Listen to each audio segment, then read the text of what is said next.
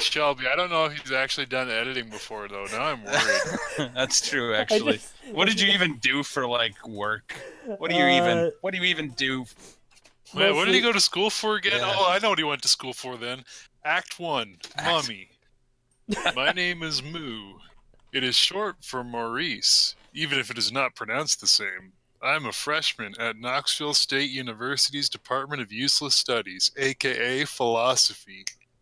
My nice. parents moved to Knoxville from France in order to steal the gold from Fort Knox and smuggle it out of the country to strike it rich. But they discovered to their demise that Fort Knox is actually in Colorado or Kentucky or something. The shock made my father commit suicide and left my mother in a permanent vegetative state. Now at the puny age of 18, I am forced to work part-time in a cafe to pay for my studies and take care of my ailing mother. But like my father used to say, every occasion's a blessing. Thanks to my mother's condition, I was able to learn a lot about female anatomy from her. Nice. A sore bzzz makes me sit on the side of my bed.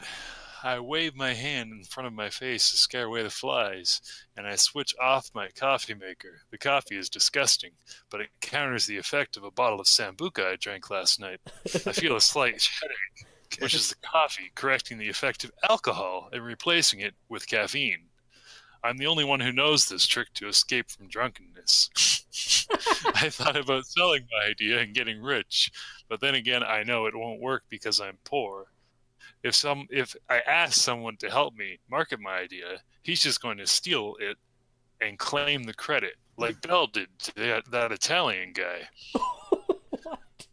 I trudge through the empty plastic bottles, rotting fruit, and cardboard boxes that make up my bedroom floor and make my way down the stairs to the kitchen. I see my mother wailing on her wheelchair in the living room. The living room used to be very clean with a nice yellow carpet, flowers, sofa arranged in feng shui, but now there's a horrible smell and a huge brown puddle under her wheelchair. She's been wearing the same clothes for several months now, and there are rotting pieces of food and various kinds of sticky liquids stuck all over her body. Huh. Grakuma, Bagrua, go go, she moans, pushing her arms around. I've learned to communicate with her. I think she meant, good luck with your studies. I feel blessed to have such a loving mother. I bow to her and I feel tears flowing down my cheeks. I always get emotional when people are so kind and caring to me. I bite my lips and walk to the kitchen. After masturbating a few minutes looking at cutouts from a porno magazine taped to the wall, I prepare my breakfast. I put an apple, a kiwi, a sausage, and a bit of sambuca in the blender. After adding a slice of butter and some coffee grounds for taste, well, he just said he didn't like coffee, I blend at maximum power. It's a tasty mixture with toast. When the concoction is ready, I bend over and look through the garbage on the floor for a knife. I found one in a jar of petroleum jelly. I spread my special jelly recipe on it, then walk to my mother, and she put one on her lap over the rotting breakfast from the other days that she hasn't eaten yet. I think there are some proteins that fly away from the breakfast and lure her through her nostrils or something. How else could we smell things? I make my way out of the house and take a bite from my toast. My face twitches in horror as I throw it onto the sidewalk. I suppose I shouldn't have put the coffee grounds in there. Well, whatever. I'm young. But my mother has seen the horrors of war, something when France was invaded by Germany, so she can eat the smell or whatever, even if there's too much coffee. I walk past the playground in Lonsdale Park. Yeah, you can get high off the smell. Where men from the United Pedophile League are hiding in the bushes to stare at the kids sliding down and playing in the sand without a care in the world. Last week, the Association of Pedophiles wanted to find a spot in this park, but since this is traditionally UPL turf, a violent gang fight ensued. Recently, an AOP member was caught crossing an UPL graffiti not far from here and was riddled with bullets on the spot. Since the police is unionized, the body is still there. Oh my The god. bureaucracy still hasn't decided who's going to pick him up and whether or not the operation will be funded by taxpayers. Yesterday, AOP thugs tortured a UPL member to death when they caught him selling candies and coloring books in West Knoxville, which is disputed grounds among the AOP and Knoxville pedophile front. People here live a tough life, in the streets. Only the strong survive. That's the law of nature in the underworld. Amazing. I continue through Louisiana Avenue until I reach the college gates, just past the 275. I feel warmth taking over my body. Now things are going to be good. I'm going to get my girlfriend. Oh dear. Man, Angel. that's fucking. I love that there's conflicting gangs of pedophiles. That's Oh, quite yes. That's odd. I don't hilarious. think that would normally be a thing. Get off my turf. Get off my turf. They must be in good neighborhoods. Do they wear colors? Mostly Any good One would black. gangs? assume. Yeah, Mostly I mean, black. Yeah. What kind of Yeah. gang would not wear colors? One wears black, one wears camouflage. They're like, you know. Different kinds of camouflage than the other camouflage. All right, I've got to abuse niacin. Oh, I found my water bottle. We're good. There you go. All right. Right. Well, who's reading next? I'll read. Oh, okay. The Angel. Her name is Vivian. She's my little angel, my darling girlfriend. I love her with all my heart and would willingly slice my wrist and kill myself for her. She doesn't know she's my girlfriend, though. But I've been watching her secretly this entire year.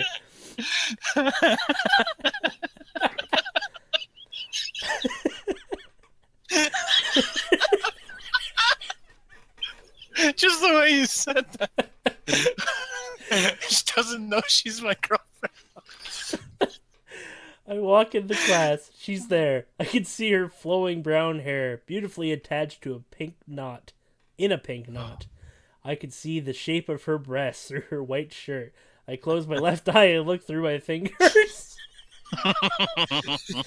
I can see a bit of white, and then a line that separates it, then gray. The gray is the floor. The white is her belly under the shirt. I move my fingers up a little bit and see the line curve outward. And all of a sudden, the white takes more place. This only happens because she's a girl, and the extra space is because she has breasts. I put my hand in my pants and then walk to my desk. What? He puts his hand in his pants and then walks to his desk. Man, Oh, my head. fucking Masaokis has his priorities, dude. God damn. He does. Oh, man. I love that he's basically just writing a story about himself. Yeah, I know. Like, he's talked about drinking Sambuca. He's talked about living in a shitty fucking apartment where he has to pull a knife out of petroleum jelly. Like, it's fucking art. Maybe this isn't like stories that he came up with. Maybe this is shit that actually happened to him. Oh, yeah, probably. Yeah, the UPL and the AOL are always shooting each other outside of his place. All the time. It's constant. Don't move to Knoxville. No, don't. You might meet Masaokis. Don't bring your kids. That's what I'm saying. Don't bring your kids. It's a family neighborhood. Yeah, family city. I see all the heads turning for a second to look at me, and then everyone looks away. It's always the same. I see Vivian taking a quick glance at me, then pushing her desk forward a little bit. She gulps in horror as I sit directly behind her. Ugh, what a smell, I hear a girl sitting on the other row say as I sit down. Shh, don't say anything, another girl whispers. Pretend he's not there. Act casual. Don't worry. The Jews in Poland had to suffer through much worse. Another girl whispers, her voice cracking under fear as she tries to not look at me. Yep, everyone in the class either hates me or fears me. I have no friends, and no one feels sorry for me for not having any friends.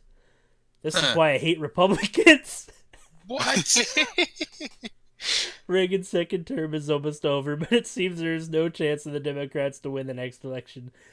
Some people might vote for our Tennessee Senator Al Gore, but it's doubtful. It's doubtful that he'll win since Jesse Jackson hates him. Ever since the GOP has been in power, they've been going on about this thing called self-responsibility. This basically means that the Republicans want to outlaw hospitals because if you fall sick, then it's God's choice to make you sick to punish you for what? To punish you and for a doctor to try to cure you would be blasphemy. In the same way, if I cry about being alone and having no friends, people will say that it's my fault and that I have to work hard to get friends. This is why I hate those people. I can't work hard because I'm lazy. It's not my fault. I deserve that Congress passes a law taking some friends away from popular people and giving them to me. But if Bush gets elected this year, I'll still be like, you have no friends because you're lazy. If you change your life, people will like you. I hate it. It's so unfair. They don't take into consideration that people are not as strong as they think. God damn, this is fucking beautiful. It is. Then I have a vision. That's right. I have to face reality. As long as the Republicans are in power, if I want Vivian to become my girlfriend, I have to seduce her myself.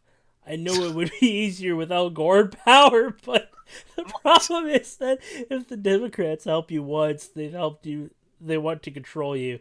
Even though Al Gore would give me a girlfriend and force people to become my friends in order to fight discrimination against lazy people, you would also have to restrict the amount of times a week I can have sex with her in order to fight global warming because the sweat will warm the atmosphere. So fine. All right, Republicans. You want me to fight over my own interest. They want me to fight for my own interest. I'll do it. Don't come crying to me when I get more than everyone else because people starve to death when I cash in all the rewards. Because I won't share a thing. You don't want to share with me? Then I won't share with you. I stare at Vivian in front of me. I have to make her fall in love with me by my own means. At least until the next election when the Democrats might have a chance if people get fed up with this dog-eat-dog world. The first trick to make girls fall in love with you is that they have to think of you. It's subconscious, though.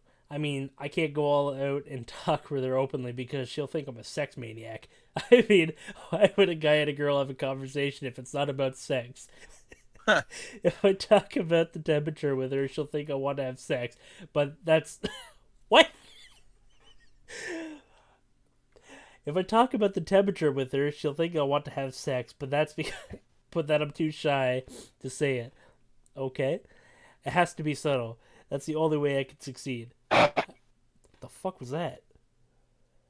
Oh, sorry. I rubbed my mic. Sorry about that. That's right. Yeah. I take some liquid paper from my desk and put it in a little bit of my finger. I stretch my finger gently and touch her hair without her noticing. I pull my finger back immediately and stare at the white spot I made. Just a little bit of white liquid paper in her hair. Hair because of me. I can see her jerk her head a little bit, and the hair moved. My white spot moved. I had an impact on her life. Eventually, she'll notice the white spot and wonder why it got there. She'll think about the things that wouldn't. She'll think about the things that she wouldn't think about if I didn't exist. I feel a strong darkness within me. Yes, I will control her heart. My powers are dangerous. However, I should not be misused. But the lure of darkness is too difficult to resist. Like that guy in Star Wars found out. Vivian is moving her hand, writing in her notebook as her professor tells about a guy called Rawls who said we have to hide her behind some kind of veil, like Muslim women or something. And then it will make us ignorant or something like that. I take a pencil and I drop it on the ground. I see Vivian's head twitching slightly. She responds to my pencil. My actions change her destiny. I feel the power. If I hadn't been sitting here, and if I hadn't dropped that pencil, the noise wouldn't have been made its way to her ears, and her ears would not have communicated with the noise to her brain. All of these things happening inside the body of a beautiful girl simply because I wished it so. I take a deep breath. I can feel the power. I control the world. My hatred of the Republicans and my sadness over the incompetency of the Democrats has made me understand that I have to fight through the obstacles and make my own power myself.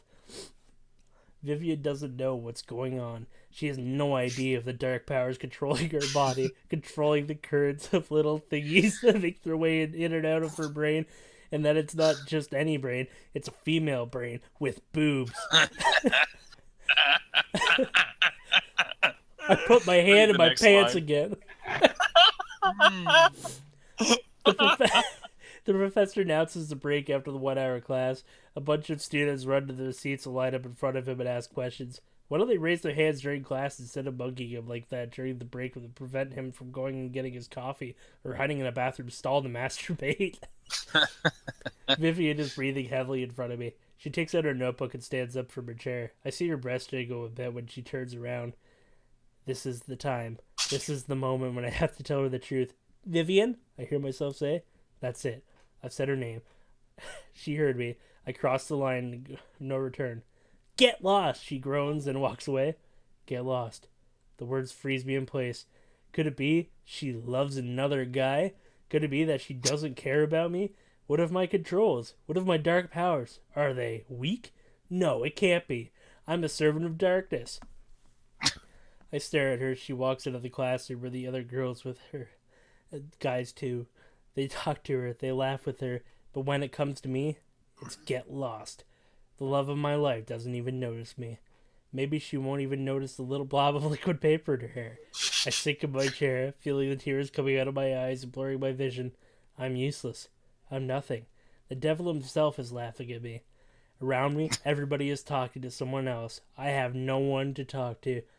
This has to change. I have to do something. The Republicans are in power. They don't think I should be pitied. They think it's my fault. They blame me for my own miseries. I shake my head. Why? Why won't people vote for the Democrats? When I was a kid, there was a guy called Jimmy Carter in power. He cared for the people. He wanted the kindest of people to be happy, not just the most beautiful or the most intelligent. These days will never return. Like the Christians in ancient Rome, I'll have to fight the evil. I have to do something. I have to survive by myself. I have to make Vivian like me. I have to make her beg me for sex. He he he. I have a plan. Okay. I'll be right back. I gotta blow my nose real bad. All right. I like Jimmy Carter in power as a name. It's pretty awesome. Jimmy Carter's dope, man. I feel like Masaokis is a lot more self-aware than I gave him credit for. He's also very perverted. Oh yeah, but it's like it's all fucked up, and a lot of it's just like you can tell he wrote it intentionally to fuck with people, but a lot of it's just like no way a normal person should think about that. Yeah. Oh, this guy's beautiful. Whenever you're ready, Shelby. Are you ready? All right. Act 3, Darkness. I haven't been able to study at all since I started college. My mind's been too taken by the beautiful Vivian. Paper on her might have wow.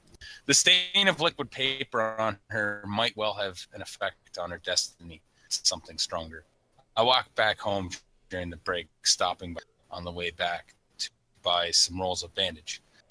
I trudged past my darling mother and climb up the stairs, trying not to step on anything that would stick to my shoes. I grab a bottle of ketchup from the floor and put a little bit on my forearm. Then I pick the bandage and roll it carefully around my forearm to make it look like I was injured and had to go for surgery. I look at my bandage. It fits well, and there's still a bit of red. It really looks like I was badly injured. I grin and I walk back down and out of the house with a huge smile on my face. I run back towards the university. This is it. I know it will fall in love with me. She will see my injured arm. This will make her brain react. Not every day you see someone with blood on his arm and bandages. It's more often than you think. This will make her think. She will remember me when she gets back home and gets naked to take a shower. In her mind, there will be an image of me. She will remember my arm and wonder what happened to me. She will spend the entire night thinking about it. She will have no choice but to talk to me tomorrow and ask me why I have this. As I approach the classroom, I realize to my horror that the class has started again.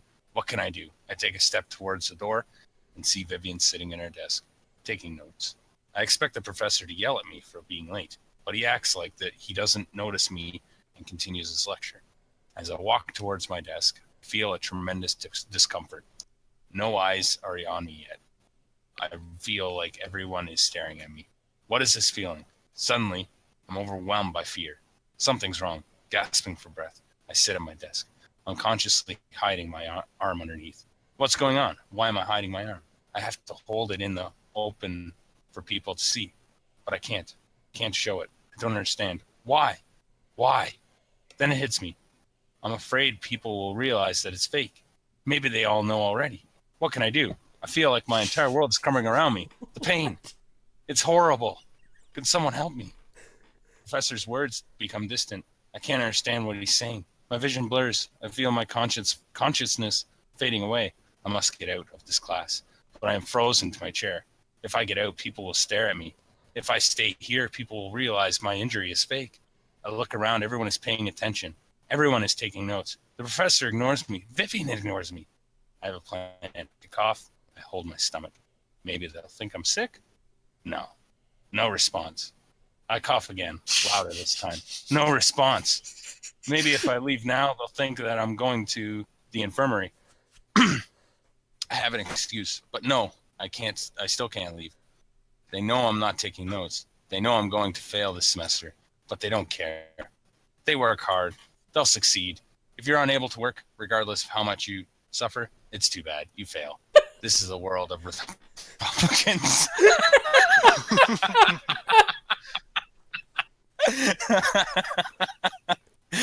I cough again. Without listening to reason, I stand up and walk towards the door. The second feels like hours. I am submerged in a wave, lost in another world. I walk across the hallway to the bathroom and enter one of the stalls. Soon, the class ends in an hour and a half. I know what I'm going to do. I'm going to wait for Vivian outside and talk to her when she gets out of class. Yes, this will work. Vivian is mine. Mine! I feel my dark powers returning. Demon himself wants me to succeed. Oh, fuck. Oh, fuck. All right, Harold. Yeah. All right. 4. The light at the end of the tunnel. My watch points to 4. Class is about to end. I have to act fast. I put my clothes back on and I run out of the bathroom, past the classroom, out of the gates. I stand under the highway and stare at the entrance. In a few moments, Vivian will walk out. I walk back and forth, staring at people walking around the campus. Soon, Vivian will be one of them. I wait. Longer than I remember even waiting in one place. But then, nothing happens. The minutes pass. The hours. I gasp. Maybe she went out another way. What a failure I am. I can't even control the heart of one girl. There has to be something else. There has to be someone who can take care of me and love me. I kick a stone and begin to walk away. I walk past my house. I'm too depressed to go inside. I'm too depressed to do anything. I just keep walking. Then I hear a female voice. Hey there. It's impossible. No one would call for me. But then I hear the voice again. Hey, are you okay? I turn around. Wow, what a beauty.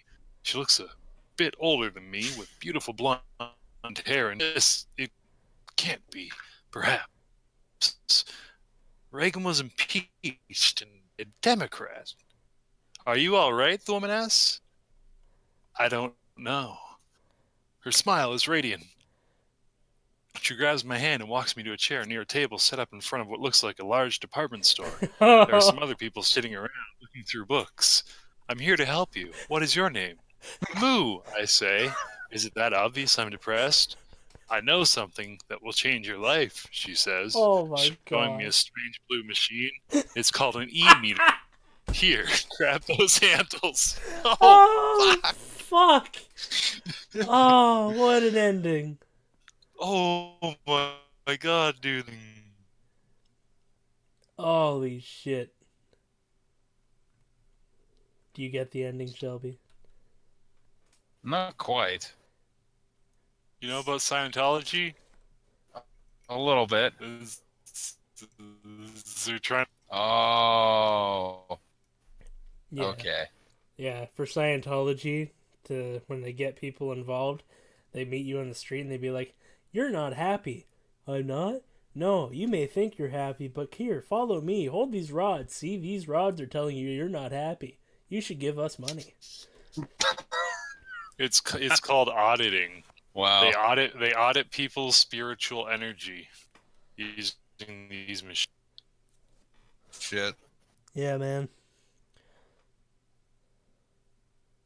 In other words, he found his out. He found the light at the end of the tunnel. Shit, man.